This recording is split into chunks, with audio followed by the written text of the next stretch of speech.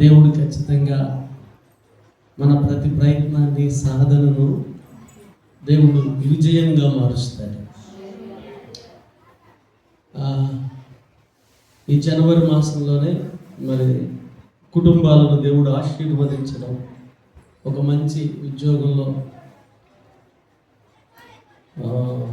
దేవుడు మేరీ గ్రేసమ్మ గారికి అనుగ్రహించడం. నేను అంటాను, దీనిలో బిడ్డల ప్రయత్నం ఎంత ఉందో ఆ ప్రయత్నానికి మించిన ప్రార్థన తల్లిగా మరి బిడ్డల కొరకు ఆమె ప్రార్థన చేసింది. ఆమె ప్రార్థన చేయటమే కాకుండా సంఘమంతటిని ప్రార్థన చేయటంలో ప్రతినిత్యం వేడుకునేది.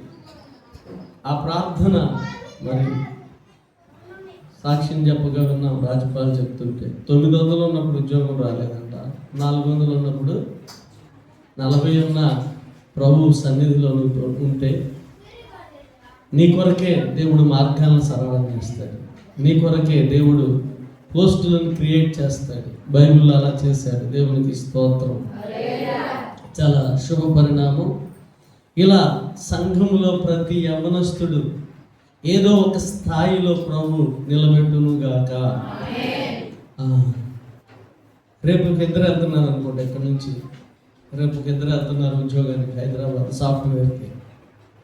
వెంటూరు నుంచి ఒకళ్ళు ప్రభు ఆరంభించండి, పని ప్రారంభమైంది. మనం కొద్దిగా అందుబాటులో నమ్మకంగా ఉంటే, అర్హత మనకు లేకపోయినా, ఆ విషయంలో ప్రావీణ్యత లేకపోయినా ప్రభు తీసుకెళ్ళి మనకి ప్రావీణ్యతనిచ్చి నిలువబెట్టి వాడుకుంటాడు ఆయన. హల్లెలూయా. సహజంగా మనం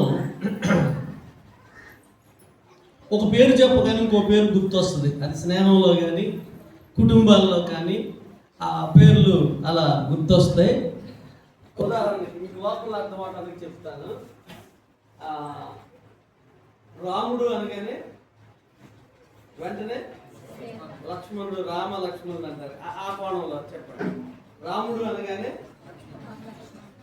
లక్ష్మణుడు గుర్తొస్తాడు. అలాంటి సందర్భాలు బైబిల్లో చాలా ఉన్నాయి.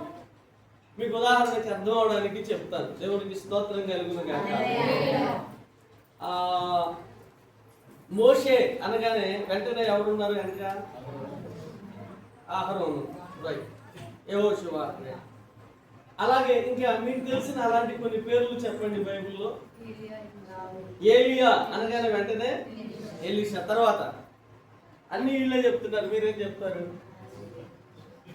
పర్లేదు. పేతురు, యోహానులు ఎప్పుడు పక్కనే ఉంటుంటారు అనొచ్చు. ఇంకా కయ్యూను అనగానే హేబేలు గుర్తొస్తాడు. ఇంకా చాలా మంది ఉన్నారు, ఆగిపోయారు అక్కడే. పౌలు, శీల. Very good. చెప్పండి మీకు ఇలా తెలిసిన సందర్భాలు. అన్ని మగవాళ్ళ గురించే చెప్పారు, ఆడవాళ్ళ గురించి చెప్పరా? ఆడవాళ్ళు ఎవరు లేరు. అలాగూ నయోమి, ఋతు గుర్తొస్తుంది. ఇలా ఒక పేరు చెప్పగానే మరొక పేరు గుర్తొస్తుంది. ఈ మధ్యాహ్నం అలాంటి ఇప్పుడు నేను చెప్పబోయే పేరు అసలు ఎవరో చెప్పలేదు. నేను చెప్పబోయే వాక్యంలో నుంచి ఆ పేరు ఎవరో చెప్పలేదు. అలాంటి ఒక పరిణామాన్ని ఈ మధ్యాహ్నం మనం ధ్యానం చేసుకునే ప్రయత్నం చేద్దాం. దేవునికి స్తోత్రం. ఇద్దరు ఒకే ఊరు నుంచి ప్రయాణం మొదలు పెట్టారు. ఇద్దరు ఒకే మార్గంలో నడిచారు. ఇద్దరు చాలా కాలం ప్రయాణం చేశారు. కొంతకాలం తర్వాత విడిపోయారు. విడిపోయిన తర్వాత వాళ్ళ బ్రతుకుల్లో ఏం జరిగింది, విడిపోయిన తర్వాత వాళ్ళ జీవితాలు ఏమయ్యాయి అనేది ఈ మధ్యాహ్నం నేర్చుకునే ప్రయత్నం చేద్దాం. అర్థమైందా? ఎవరునో అర్థం కాదు. అబ్రహాము, లోతు, ఇస్సాకాళ్ళ అబ్బాయి అబ్రహాము, లోతు, వీళ్ళిద్దరూ ఒకే ఊరు నుండి ప్రయాణం మొదలు పెట్టారు. అయితే ఇప్పుడు దేవుని బిడ్డలారా గమనించాల్సిన విషయం ఏంటంటే, దర్శనం అబ్రహాముది, స్వరం విన్నది అబ్రహాము, దేవుని మాటకు లోబడింది అబ్రహాము. దర్శనము స్వరము విన్నది అబ్రహామే అయినా అబ్రహామును ఫాలో అయింది, అబ్రహామును వెంబడించింది లోతు. గుర్తుంచుకోండి, ఎప్పుడు చెప్తాను, మరొకసారి చెప్తున్నాను. నీవు దర్శనం ఉంటే దర్శనంతో పనిచేయి, దర్శనం లేకపోతే దర్శనం కలిగిన వాళ్ళతో పనిచేయి. స్తోత్రం చెప్తారా? ఏం చేయాలి మనం? దర్శనము కలిగి ఉంటే దర్శనం కొరకు పనిచేయి, దర్శనం లేకపోతే దర్శనం కలిగిన వాళ్ళతో పనిచేయి. అంతేగాని ఆడు చేస్తున్నాడు నేను చేస్తాను, ఆయన దేవుడు ఆశీర్వదించాడు నన్ను ఆశీర్వదిస్తాడు, ఆయన దేవుడు నడిపిస్తున్నాడు నన్ను నడిపిస్తాడు, నడిపించడానికి నీకు దర్శనం ఉందా? వాడుకోవడానికి దర్శనం ఉందా? దేవుడు నీ పక్షంగా కార్యాలు చేయడానికి దేవుడు ఆ పని కొరకు నిన్ను పిలిచాడు, పిలవడు.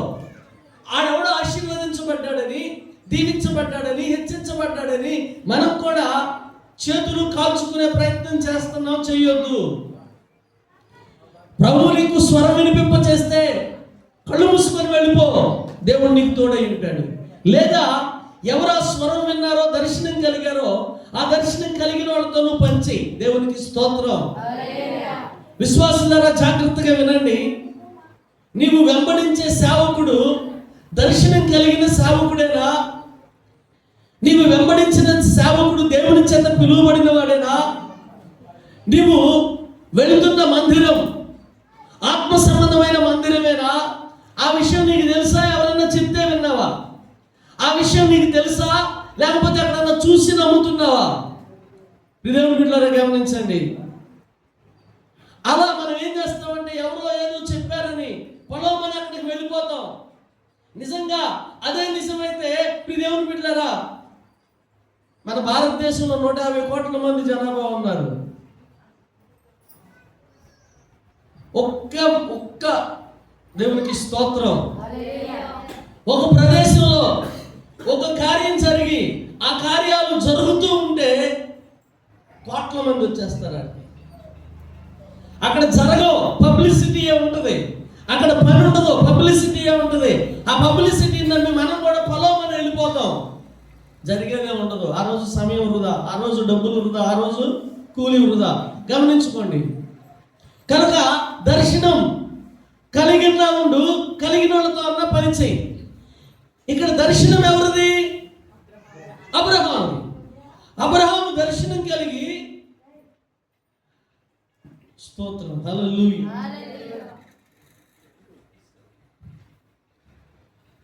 ఆ దర్శనంతో అబ్రహాము బయలుదేరితే నేను కూడా వస్తాను అని అబ్రహాముని వెంబడించుకుంటూ వచ్చాడు.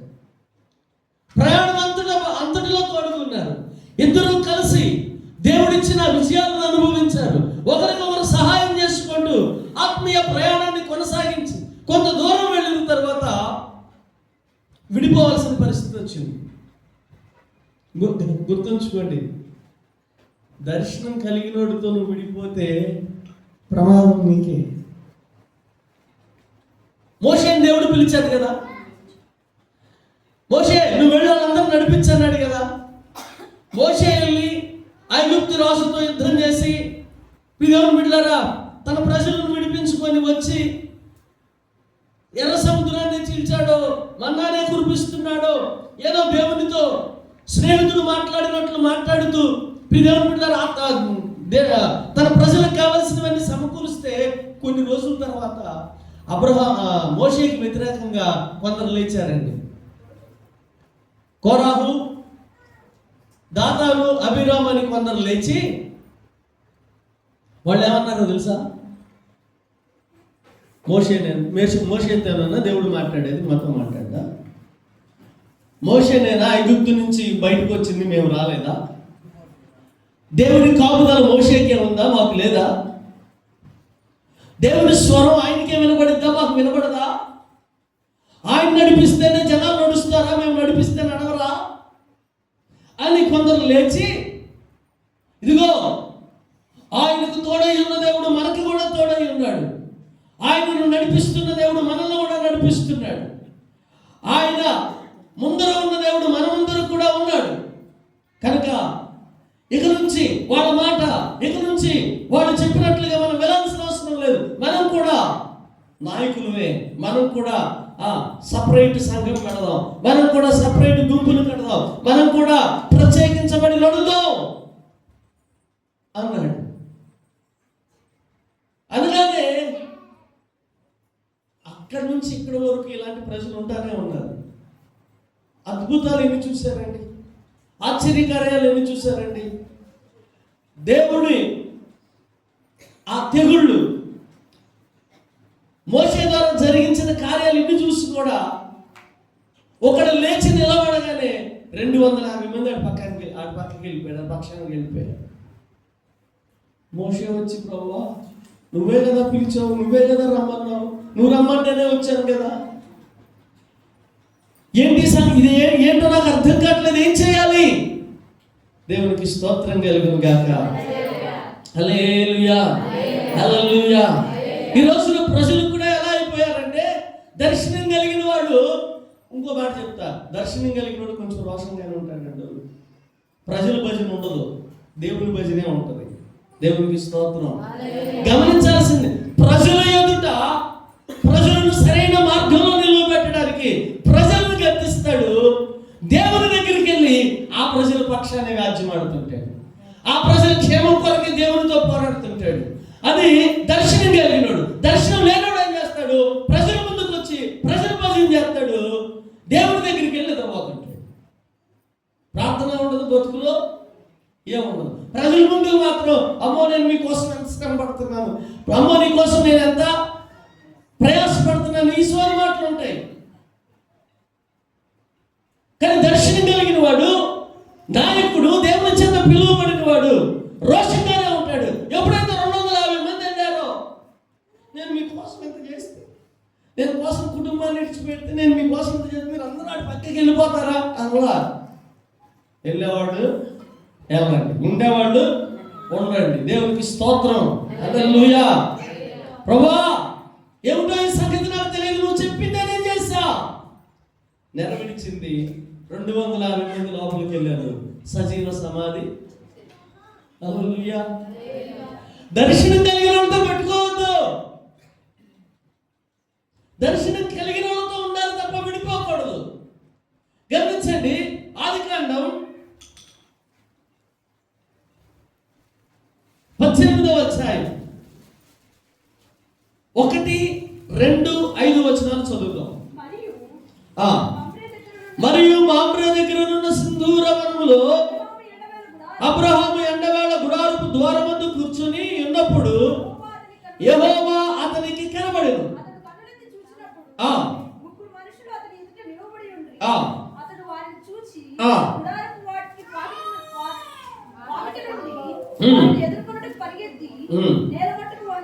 నేల మట్టుకు వంగి కొంచెం ఆహారము తెచ్చేదను, మీ ప్రాణములను బలపరుచుకొనుడి, తరువాత మీరు వెళ్ళవచ్చును.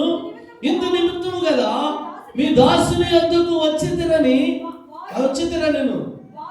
వారు నీవు చెప్పినట్లు చేయమనగా. సరే గమనించండి, ఇక్కడ అబ్రహాము దగ్గరికి దేవుడు వచ్చాడు. దేవుడు రాగానే అబ్రహాము వంగి నమస్కారం చేశాడు. అయ్యా మా ఇంట్లోకి రండి, మీకోసం నేను కొంత ఆహారాన్ని సిద్ధం చేస్తా అనగానే, అలాగే నువ్వు చెప్పినట్లు చెయ్యన్నాను. ఇప్పుడు లోతు దగ్గరికి వెళ్దాం. పక్క పేజీ తిప్పండి, 19వ అధ్యాయం 1, 2 వచనాలు చదువుదాం. ఆ సాయంకాలం ముందు ఆ ఇద్దరు దేవదూతలు సొదొమ చేరినప్పటికీ లోతు సొదొమ గవిని యొద్ద కూర్చొని ఉండెను. లోతు వారిని చూచి వారిని ఎదుర్కొనుటకు లేచి సాష్టాంగ నమస్కారము చేసి, నా ప్రభువులారా, దయచేసి మీ దాసుని ఇంటికి వచ్చి రాత్రి వెళ్ళబుచ్చి కాళ్ళు కడుగుకొనుడి, పెందల కడనే లేచి మీ త్రోవను వెళ్ళవచ్చునెను. అందుకు వారు, అలాగున కాదు, నడి వీధిలో రాత్రి వెళ్ళబుచ్చదమని చెప్పి చాలు. జాగ్రత్త వినే ప్రయత్నం కాదు. అబ్రహామును ఎదుర్కోవడానికి వచ్చినప్పుడు అబ్రహాం ఎక్కడున్నాడు? అందరూ చెప్పాలి, మనందరం చదివాం.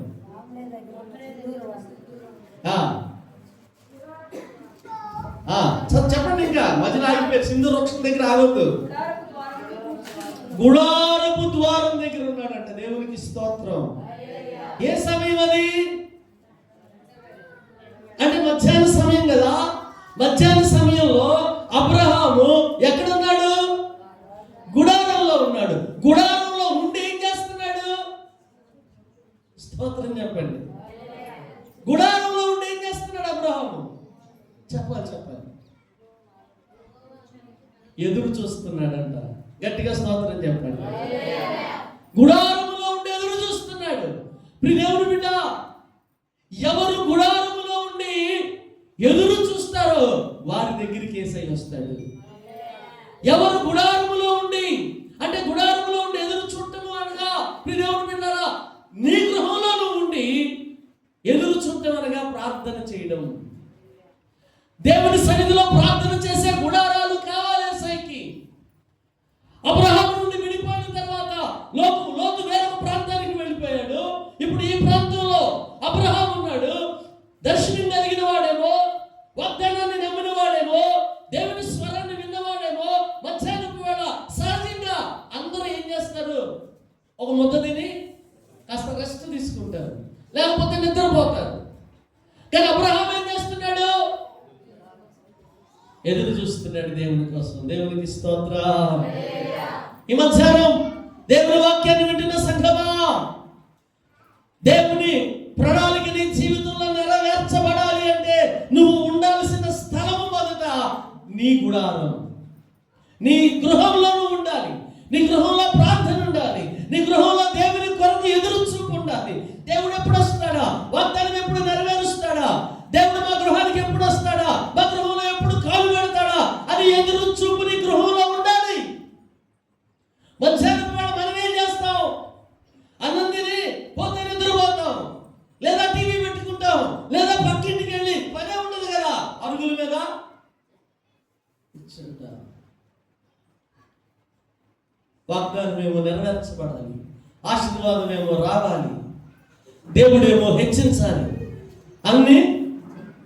అన్ని కోరుకున్నవన్నీ నెరవేరాలి. మనం మాత్రం ఎక్కడ ఉంటాం? రక్తమే. ఎక్కడ ఉంటాం మనం? ఇప్పటిదాకా నువ్వు ఎక్కడున్నావు? ఒకసారి నేను పరిశీలన చేసుకో. అదేమంటే ఉదయం ప్రార్థన చేస్తానంటావు, సాయంత్రం ప్రార్థన చేస్తానంటావు, కానీ మధ్యాహ్నం వేళ అబ్రహాం ఏం చేస్తున్నాడు? ఏం చేస్తున్నాడు? స్తోత్రం. హల్లెలూయా, హల్లెలూయా. తన గుడారములో అబ్రహాము ప్రార్థన చేస్తుండగా, తన గుడారపు గమని దగ్గర నిలబడి ఎదురు చూస్తూ ఉండగా, దేవుడు అబ్రహామును దర్శించినట్లుగా నీ గుడారములో ప్రభు నిన్ను దర్శించును గాక. హల్లెలూయా. సరే, రెండో ఆయన దగ్గరికి వెళ్దాం. రెండో ఆయన ఎక్కడ ఉన్నాడు?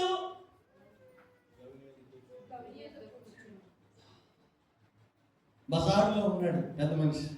ఎవరైనా? అబ్రహాముతో నిన్నటిదాకా ఉన్న వ్యక్తి. అబ్రహామేమో గృహంలో ఉంటే ఈయనేమో దేవునికి స్తోత్రం. అబ్రహాముకి దేవుడు కనబడగానే అబ్రహాం ఏం చేశాడు? అక్కడ వంగి నమస్కారం చేశాడు. చదవండి మాట. అబ్రహాము ఏం చేశాడు? పైకి రండి. అతడు తనెత్తి చూసినప్పుడు ఇద్దరు మనుషులు అతని ఎదుట నిలువబడి ఉండేది.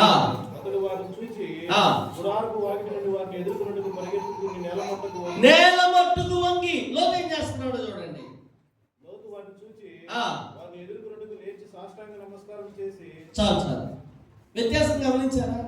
అబ్రహాం ఏమో వంగి నమస్కారం చేస్తున్నాడు, లోతేమో సాష్టాంగ నమస్కారం చేస్తున్నాడు. అబ్రహాం ఏమో ఇంటి దగ్గర దేవుణ్ణి ఎదుర్కొన్నాడు, లోతేమో బజార్లో దేవుణ్ణి ఎదుర్కొన్నాడు. ఈ విషయాలు గమనించండి, మనకు అర్థం కావాలి. దేవునికి స్తోత్రం.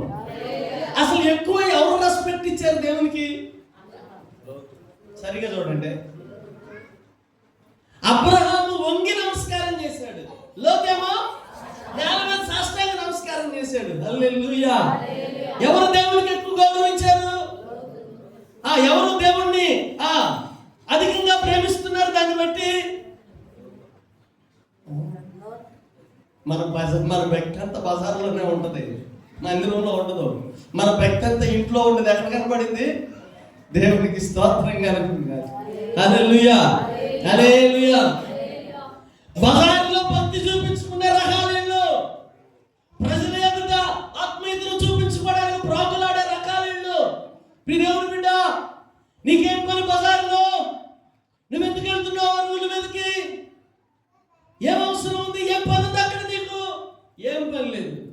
ఉన్న పని పాడు చేసుకోవడానికి, ఉన్న జీవితాన్ని పాడు చేసుకోవడానికి, ఉన్న కుటుంబాలని నాశనం చేసుకోవడానికి, ఆ గొప్పకి ఆ బజార్కి అరుగుల మీద కూర్చుంటున్నావు. ఈ మధ్యకాలంలో మా ఊర్లో చూస్తున్నానండి, ప్రతి ఇంటికి అరుగులు కట్టేసుకున్నారు. ఇంటి బయట ఏసు రక్తమే ఎంత ఉంటారు. అరుగుల మీద కాళ్ళు అందో, అరుగుల మీద ఎక్కి వాళ్ళు కొనుంటూ కూర్చొని మాట్లాడుతున్నారు. పాస్టర్ గారు వస్తున్నారా, పెద్దలు వస్తున్నారా, తర్వాత అసలు ఏం పట్టవు. ఎవడొచ్చినా ఎవడెళ్ళినా మనకి అనవసరం. గురువు, భక్తి, భయం అసలు అలాంటివి ఏమి వదిలేశారండి. అరుగుల మీద కూర్చోవడమే తప్పంటే, బజార్లో ఉండడమే తప్పంటే, ఆ బజార్లో కూర్చొని కనీసం సేవకుడు వస్తున్నాడే, తల్లిదండ్రులు వస్తున్నారే, వయసులో పెద్దవాళ్ళు వస్తున్నారే, గౌరవించాలన్న ఇంకిత జ్ఞానాన్ని కోల్పోయి ఈ రోజున యవనస్తులు, ఈ రోజున యవన తల్లిదండ్రులు, ఈ రోజున యవన బిడ్డలు ఎవరికి మాదిరిని చూపిస్తున్నాం మనం? నువ్వు అరుగుల మీద కూర్చొని సోది కబుర్లు చెప్తూ ఇలా కాళ్ళు ఊపుకుంటూ మాట్లాడుతున్నావే, దాన్ని ఎవరు చూస్తున్నారు? నీ బిడ్డలు చూస్తలేదా? నీ పిల్లలు చూస్తలేదా? నీ వీధిలో వాళ్ళు చూస్తలేదా? నీ తర్వాత నెక్స్ట్ వచ్చేది ఆ సీట్లో కాళ్ళే. ఏమైనాను నేను ఎలాగ నువ్వు కూర్చున్నావుగా? దర్శనం కలిగిన, దేవుని స్వరమైన, దేవునికి విధేయత చూపిస్తున్న అబ్రహాము ఏ రోజు వీధుల్లో కనబడలేదే. హల్లెలూయా. ఈ రోజున నీ జీవితం పతనం అవడానికి, దేవుని ఆశీర్వాదాలను కోల్పోవడానికి, నువ్వు పట్టుకున్నదల్లా శాపంగా మారడానికి కారణం ఏంటంటే, నువ్వు ఉండాల్సిన చోటులో నువ్వు ఉంటలేదు, వీధుల్లో ఉంటున్నావు. దేవునికి స్తోత్రం. నీ భక్తి, నీ పరిశుద్ధత, నీ వినయం, నీ విధేయత ఎక్కడ చూపిస్తున్నావు నువ్వు? రోడ్డు మీద. హల్లెలూయా, హల్లెలూయా. వేషధారణ.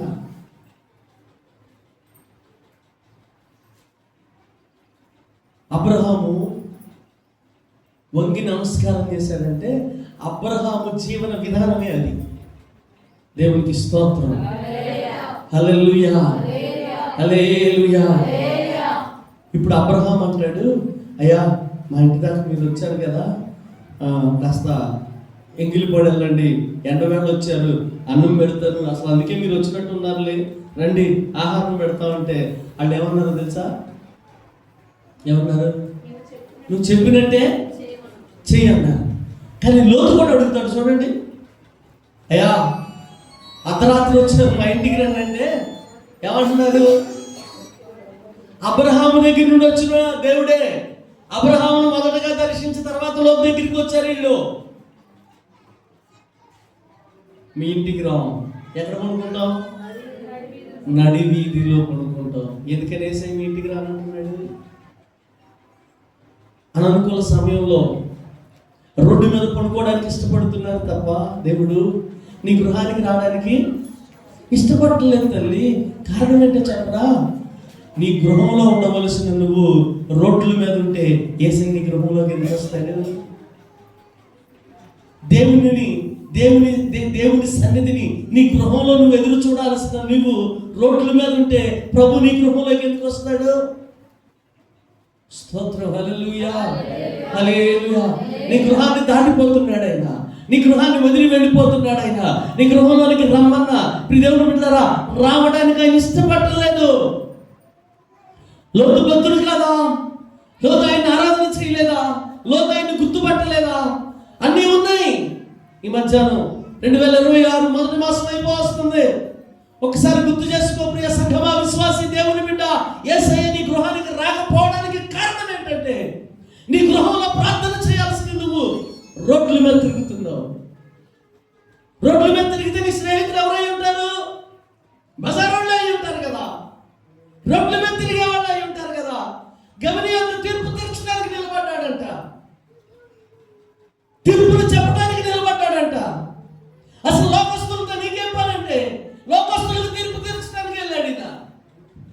లోకస్తులతో స్నేహం ఏంటంటే ఆ లోకస్తులు కూర్చునే చోటకి వెళ్ళాడు ఈయన. అపహాస్యంతో నీకేం పనంటే వాళ్ళ మధ్యలోనే కనబడుతున్నాడు ఈయన. ఇంకా నీ గృహానికి వేసే ఎలా వస్తాడు? ఇప్పటికైనా మన జీవితాన్ని మార్చుకుందామా? అబ్రహాం అంటాడు, మన భాషలో చెప్పాలంటే, భోజనం టయానికి వచ్చారు మీరు, అసలు భోజనం చేయడానికే వచ్చారు అని ముఖం మీద అంటే కాస్త ఇబ్బంది అనిపించింది. అయినా యేసు ప్రభు అవేమి దేవునికి స్తోత్రం. అబ్రహాం మనసు తెలుసు, కరెక్ట్గా భోజనం టయానికి వచ్చారు కనుక మీరు భోజనానికే వచ్చారు అంటే లోపల ఉండి బయట ఉండి దేవునికి స్తోత్రం.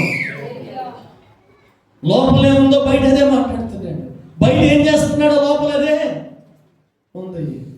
లోతు అలా లేడు. ఇంట్లో ప్రార్థన చేయాల్సిన లోతు బయట తిరుగుతున్నాడు. ఇంట్లో దేవుని కొరకు ఎదురు చూడాల్సిన లోతు బయట ప్రజలకి తీర్పులు తీరుస్తున్నాడు. ఇంట్లో దేవుని సన్నిధిలో విజ్ఞాపన చేయాల్సిన లోతు బయట ప్రజలతో మమేకమై తిరుగుతున్నాడు. ప్రియ దేవుని బిడ్డ, నీవు కూడా అలాగే బ్రతుకుతలేదా?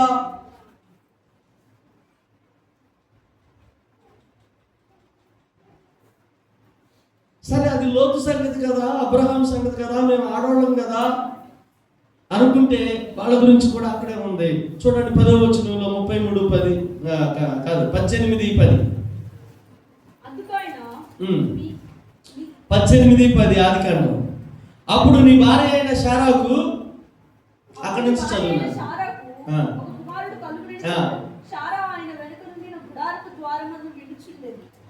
ఈ మాట జాగ్రత్తగా గమనించండి స్త్రీలారా. శారా ఆయన వెనుక ఉండిన, ఎక్కడుంది శారా? ఆయన వెనక ఉండిన గుడారం. అంటే ముందెవరున్నారు, వెనకెవరున్నారు? దేవునికి స్తోత్రం. భార్యలారా, మీరు ఎవరు వెనక ఉండాలి? భర్త వెనక ఉండాలి. దేవునికి స్తోత్రం. హల్లెలూయా, హల్లెలూయా. మరి భర్త దేవుని సన్నిధికి రాకపోతే, నువ్వేం చేయాలంటే ఆ భర్త దేవుని సన్నిధికి వచ్చేటట్లుగా దేవుని సన్నిధిలో మోకరించాలి, దేవుని సన్నిధిలో ప్రార్థన చేయాలి. అన్ని విషయాల కొరకు ప్రార్థన చేస్తావు, అన్ని విషయాల కొరకు ఉపవాసం ఉంటావు. నీ భర్త దేవుని సన్నిధికి రావటం లేదని నువ్వు ఉపవాసం ఉండి ప్రార్థన చేసినా, నీ భర్త దేవుని సన్నిధికి రావటం లేదని నీ భర్తను దేవుని సన్నిధికి రావడానికి సమర్పించుకున్న సమర్పణ జీవితం నీలో ఉందా? వస్తాలో ఏదో ఒకసారికి వచ్చిన దగ్గర నుండి తలకాయ నొప్పి, పనికి వెళ్తే కనీసం ఇద్దరు మానేస్తే అంట. ఒక ఆయన అన్నా వెళ్తే ఆ రోజు 1000 అన్నా వస్తాయి, కానీ ఇద్దరు మానేస్తే అట్లా. నేను ఎన్నో మానుకుంటున్నా తప్పలో మానేసి ఆదివారం పని మానేసి దేవుని మందిరానికి ఎన్ని గంటలకు వస్తున్నావు? ప్రార్థన అయిపోయే సమయానికి రావట్లేదా? అందుకే యేసయ్య మన గృహానికి రావటం లేదు. అందుకే దేవుని సన్నిధి మన గృహంలో నివాసం ఉండటం లేదు. ఇప్పటికైనా ప్రియ సంఘమా, వాక్యము మన జీవితంలో నెరవేర్చబడినట్లుగా, వాక్యము చెప్పినట్లుగా మనం బ్రతికే ప్రయత్నం చేద్దాం. శారమ్మ ఎక్కడుంది అంటే ఆ గుడారము ద్వారము దగ్గరే తన యజమానుని వెనకాల నిలబడి ఉందంట. దేవునికి స్తోత్రం. భార్యలారా, మీ పురుషులకు మీరు చెప్పరే. హల్లెలూయా, హల్లెలూయా. ప్రభు ఆ మనస్సు మీకు ఇచ్చును గాక. లోబడని స్త్రీలు, లోబడని కుటుంబాలు వర్ధిల్లవు. కుటుంబానికి పురుషుణ్ణి శిరస్సుగా ఇస్తే ఆ శిరస్సు మాట నువ్వు వినాలి. ఆలోచన చెప్పొచ్చు, కానీ ఆ శిరస్సు మాట నువ్వు వింటే ఖచ్చితంగా నీ కుటుంబం ఆశీర్వదించబడింది. దేవునికి స్తోత్రం. ఒకవేళ ఆ వ్యక్తి దేవుని సన్నిధికి రాకపోతే మధ్యాహ్నం నువ్వేం చేస్తున్నావు? నీ భర్త కోసం కన్నీరు కారుస్తున్నావా? నీ గృహంలో ప్రార్థన ఉందా? ప్రార్థన నైవేద్యాలు నీ గృహం నుండి వెళ్తున్నాయా? అదే దేవుని బిడ్డలారా, లోతు దగ్గరికి వద్దాం. తిప్పటి పక్క పేజీకి రండి. లోతు దగ్గరికి వస్తే 19వ అధ్యాయం 26వ వచనంలో, అయితే లోతు భార్య కూడా ఎక్కడ ఉంది? వెనకే ఉంది. కానీ చూపు అంత ఎటు ఉంది? కాదు, శారము చూపు అంతా అబ్రహాం ఎటు చూస్తున్నాడు అటే చూస్తుంది. అబ్రహాం ఎటు వైపు చూస్తున్నాడు అటే చూస్తుంది. కానీ లోతు భార్య ఉండడానికి లోతు వెనకే ఉంది, నడవడానికి లోతు వెనకే నడుస్తుంది, చూపు మొత్తం వెనకే ఉంది. జాగ్రత్త. నటన, వేషధారణ నీ జీవితాన్ని పతనం చేస్తుంది. నడిచినట్టే, వెళ్ళినట్టే, ప్రార్థనకు వచ్చినట్లే, ప్రార్థనలో ఉన్నట్లే నటిస్తున్నావేమో, నీ జీవితం నిర్జీవం అయిపోద్ది. లోతు భార్య ఉపస్తంభం అయిపోద్ది. లోతు అనుకుంటున్నాడు నడుస్తుందిలే నా వెనక, వస్తుందిలే నా వెనక, నా భార్య కదా, నా వరకే వస్తుందిలే అనుకుంటున్నాడు. కానీ ఆశ, లోకం, ఆకర్షణ తన ఆలోచనను వెనక్కి తిప్పేసింది. అక్కడే తన జీవితం అంతమొందింది. అక్కడే తన జీవితం ఆగిపోయింది. ఇంకా ముందుకు అడుగు వేయలేకపోయింది.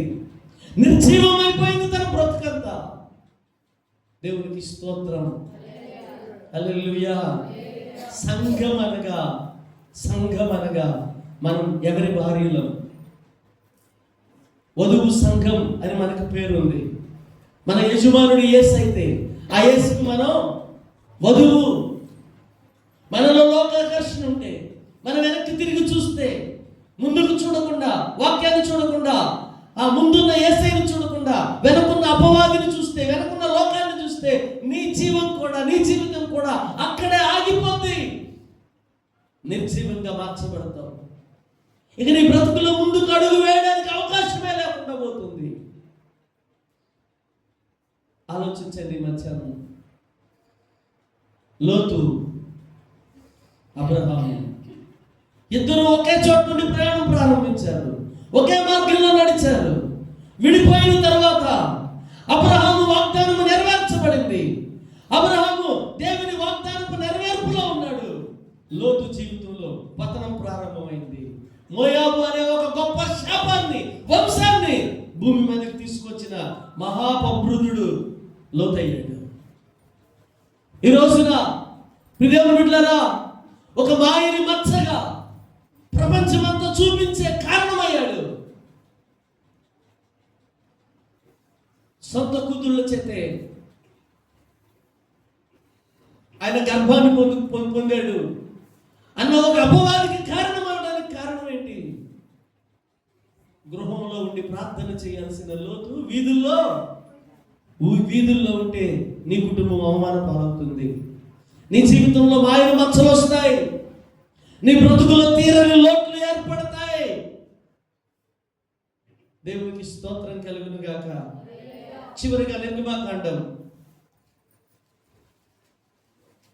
33వ అధ్యాయం 10వ వచనం చదువుదాం.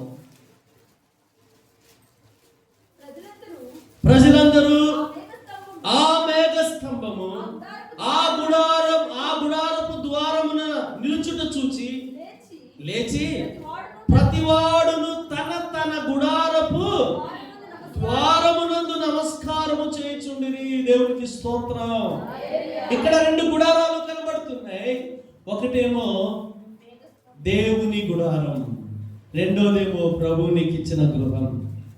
ఇప్పుడు దేవుని మేఘం, దేవుని అభిషేకం, పరిశుద్ధాత్ముడు ఎక్కడికి వచ్చాడు? దేవుని మందిరం మీదకి వచ్చాడు. ఆ మందిరం మీద దేవుని మహిమ అధికమవుతూ ఉంది. ఎప్పుడైతే ఆ మేఘము గుడారం మీదకి వచ్చిందో, దేవుని బిడ్డలారా, ఆ మందిరము మీదకి వచ్చిన మేఘాన్ని ప్రజలు చూచారో వెంటనే వారి గృహాలకు వెళ్ళి ప్రార్థన చేయటం మొదలుపెట్టారు. వారి గృహానికి వెళ్ళి ప్రభువుని గౌరవించడం మొదలు పెట్టారు. దేవునికి స్తోత్రం. అలాగే దాని అర్థం ఏంటంటే దేవుని మందిరంలో ఆత్మ అభిషేకం, దేవుని బిడ్డలారా, దేవుని కార్యాలు జరుగుతూ ఉన్నప్పుడు ఆ కార్యాలను చూసిన, ఆ కార్యాలను అనుభవించిన, ఆ దేవుని మహిమలో పాల్గొన్న నీవు గృహానికి వెళ్ళిన తర్వాత ఏం చేయాలి అంటే తమ తమ గృహములలో దేవునికి నమస్కారము అనగా దేవునిని గౌరవించడం, దేవుని సన్నిధిలో ప్రార్థించడం, దేవుని మీద ఆధారపడటం ప్రతి ఒక్కరూ చేయాలి. అంటే దాని అర్థం ఏంటంటే ఆదివారం వచ్చి ప్రార్థనకు వచ్చి మందిరం నుండి వెళ్ళటం కాదు.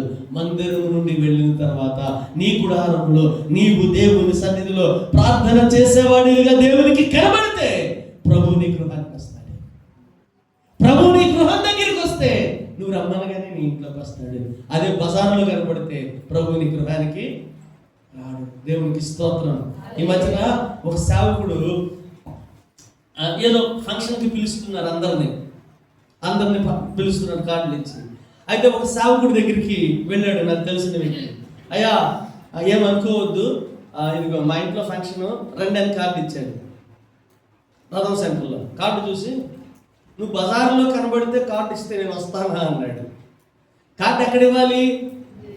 ఇంటి దగ్గర ఇవ్వాలి.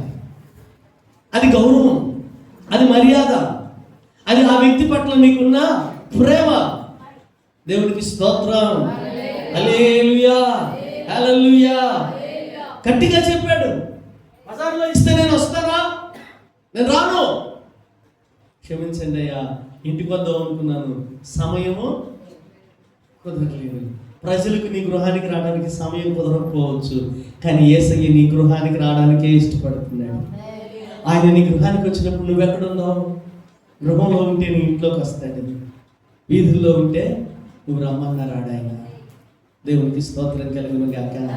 గృహంలోకి వస్తే ఏం జరిగింది అంటే దేవుని బిడ్డలారా, మృతమైన నీ శరీరం జీవముగా మార్చబడింది. దేవుడి నీ గృహంలోకి వస్తే ఏం జరిగింది అంటే దేవుడు నీకు ఇచ్చిన వాగ్దానం నెరవేర్చబడింది. దేవుడి నీ గృహంలోకి వస్తే ఏం జరిగింది అంటే నీ గృహంలో ఏది కొదువుగా ఉందో దానిని ఆయన సమకూర్చి నీ ముఖం మీద నవ్వును పుట్టించేస్తాడు ఆయన. దేవునికి స్తోత్రం. ఇప్పుడు యేసయ్య నీ గృహంలోకి రావాలంటే నువ్వేం చేయాలి? నీ గృహంలో ప్రార్థన ఉండాలి. నీ గృహంలో దేవుని రాక కొరకు ఎదురు చూడాలి. ఇక కొంపలంటే తిరగటం మానేయండి, రోడ్ల మీద మానేయండి, అరుగుల మీద కూర్చోవడం మానేయండి. దేవునికి స్తోత్రం. రెండే స్థానాల్లో మీరు కనపడాలి. ఎక్కడ? ఒకటి మీ గృహంలో, రెండు ప్రభు ఆ భాగ్యాన్ని చెప్పండి.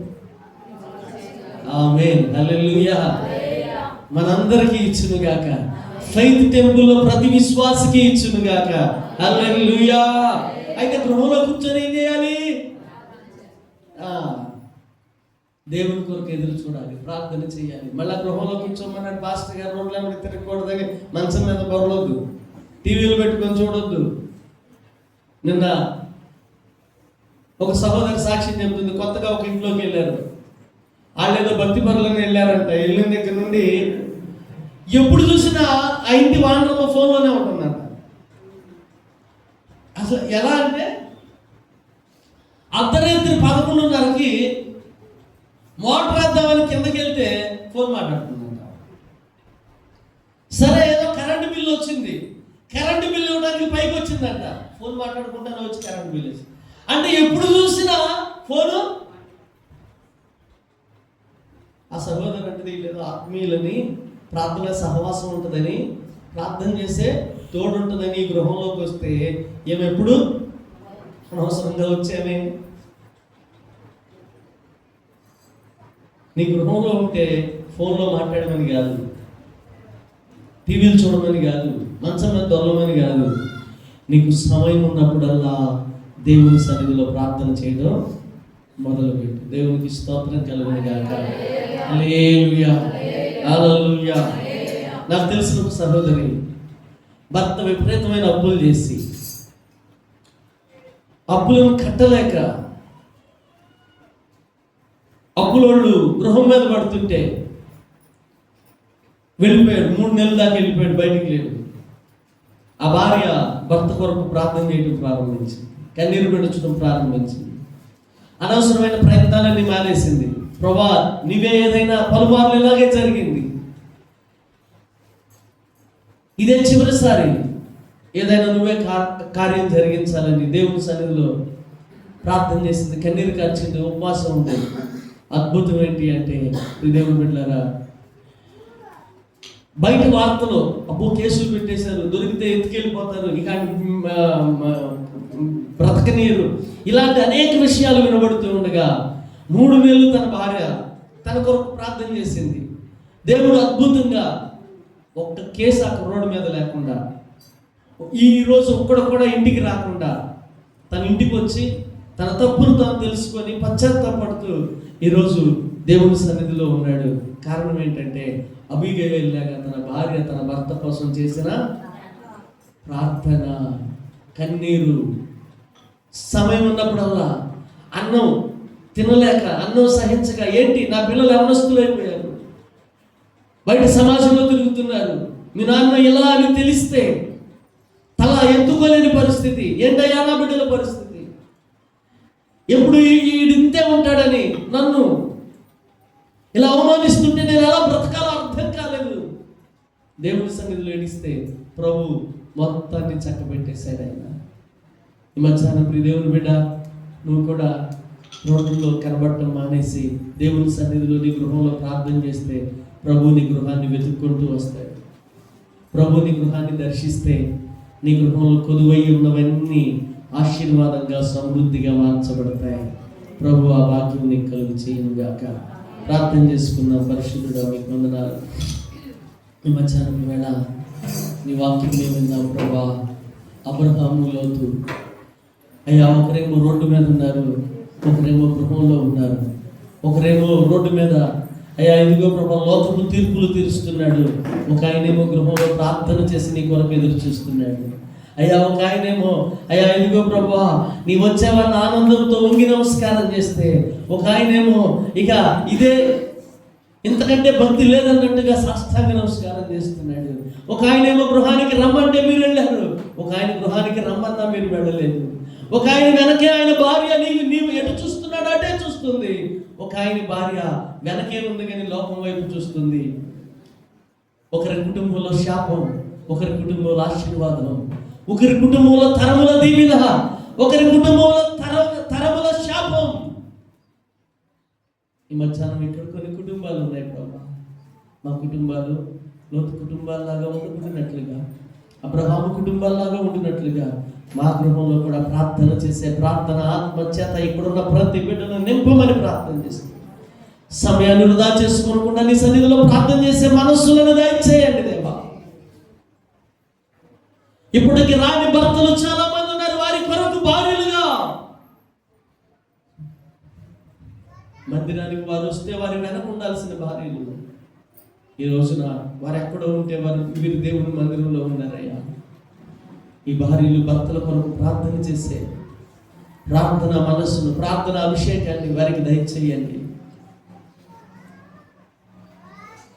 నీ వాక్యం విన్నాం, వాక్యానుసారం మన జీవితంలో నడిపించున్నాను. యేసు పరిశుద్ధ నామమున అడుగుచున్నాను తండ్రి, ఆమేన్. మనందరం లేచి నిలబడతాం.